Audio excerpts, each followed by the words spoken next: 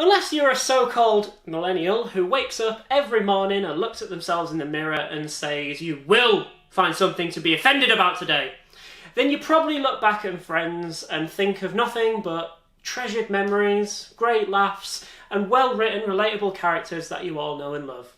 And everybody has their favourite friend, whether it be Chandler and his sarcasm, Joey and his love for food, or Phoebe and her songs. Every character has their standout moments over the series. However, in the midst of all this love, there seems to be a rising movement against a certain character who seems to be the written equivalent of Marmite. You either love him or you hate him. Ross Gellar. This is a video dedicated to why the latter are wrong. They are wrong. I don't care what you say, Josh. They're wrong. Get out over there. Welcome to Radioactive Screen, and here are 5 reasons why Ross Gellar is the best friend. Number 5. He's not perfect.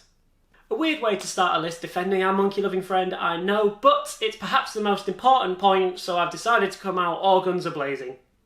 Ross as a character is a deeply flawed human being with traits such as anger, trust issues, and jealousy sometimes ruling his personality. However, all of these traits go a long way into making him the most relatable character on the show, as, after all, no one on this planet is perfect. Not by a long shot. And those traits previously mentioned are not nice traits to have at all, by any stretch of the imagination, but let's just go down the list of things that have happened to him in his miserable life to make him that way. His wife, whom he loved, cheated on him with another woman. And yes, you can't help who you love, but Carol didn't exactly handle things like a champion, did she? But we'll come back onto Carol a bit later. And then in the midst of his crisis after his first divorce, he finds solace in the shape of Marcel the monkey, who no one can deny he does his very best for and loves to bits. And then in a cruel twist of fate, Marcel is ripped away from him, albeit legally, and you can literally hear and see the despair in Ross when he can't even give his pet a proper goodbye at the airport. He then loses his job, he then loses the love of his life, he's then even tormented by his second wife who holds him to ransom over one of his best friends. Is that enough for everybody? Yeah, I think that's enough. Number 4, they were on a break. Now, this isn't a point specifically devoted to saying why Ross is the best, but more debunking of the main theory as to why people say he's the worst. And we all know what those people are gonna say. Oh, but he cheated on Rachel! We were on a break! And this was a break that Rachel herself actually called for. So no, Ross did not cheat on Rachel. Well, if she thought they were on a break... Now, I'm not defending his actions here. I'm not saying that going and having sex with the copy girl just hours after Rachel had called for said break in their relationship was a particularly nice thing to do. However, he wasn't exactly in the wrong for doing it, but people will just argue that fact right up until the end of time. However, the people that argue this fact always seem to hail Ross's ex-wife Carol, told you we'd come back to Carol, as an all-around great gal, when in reality, she's the real piece of Now, I will reiterate again here that yes, you can't help who you love, and Carol eventually came true to herself and came out of the closet as a lesbian. But after cheating not only on Ross, but on Susan as well. It's quite evident from lines within the show that Carol was cheating on Ross with Susan whilst they were still married, and then once after, cheated on Susan with Ross, which is the suggestion as to how Ben was actually conceived. Now, cheating is a horrible thing to do to absolutely anyone, but apparently within the world of Friends, it's okay to do it and still be loved, unless you're Ross Gellar. And he didn't even cheat. You've got Joey, who's a known womanizer who over the course of the 10 seasons has cheated on a vast amount of different women. And then you even have Phoebe, who has a specific episode dedicated to her messing around 2 different guys. Double standards much? Number 3, he's actually a really nice guy who would do anything for his friends and family. As I've already admitted, Ross is a flawed person. Sometimes he can't control his feelings, sometimes he is just a straight up arsehole. But I ask you this, fellow viewer, who isn't sometimes a complete arsehole?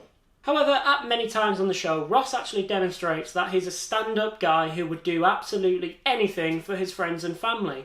For example, Ross puts aside all of his prior feelings about his ex-wife and ends up walking Carol down the aisle at her wedding after her parents refused to give her away.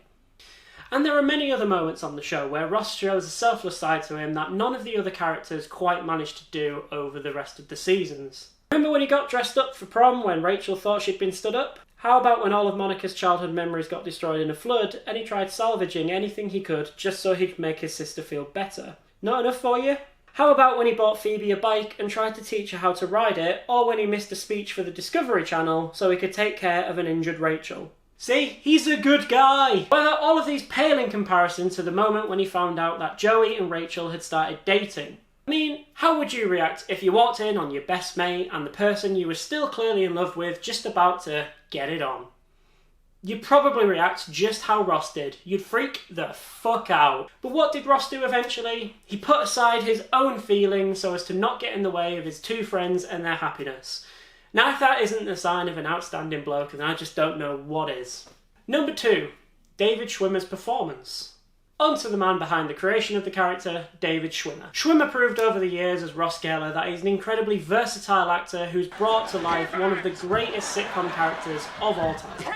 He not only commits himself to such genius physical comedy, but can also damn near bring you to tears when things lent towards a bit more of a serious side. As I've explained in other points in this list, he's brought to life a character which is lovable, relatable, annoying as hell, and also just downright hilarious. Which are all traits that I bet we see in our real life friends, in the real life world, which is a truly horrible place. And number 1, he is responsible for some of the most funniest moments on the show. Now me personally, I have always found Ross to be the funniest character on Friends. However, I can see why people would lean more towards someone like Chandler, who is purposefully written as the funny one. However, I don't think anyone can deny that if we were to compile a list of the funniest moments in Friends, then Ross would take up a hell of a lot of that list.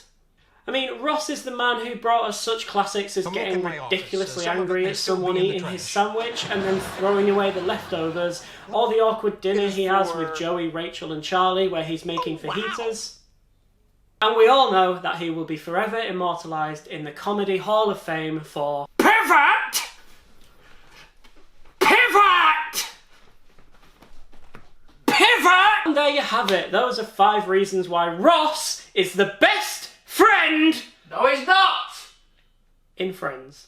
I hope you enjoyed the video. If you did, please don't forget to give it a like, share and a subscribe, and let us know what you think and who you think is the best friend in the comments. And we'll see you next time.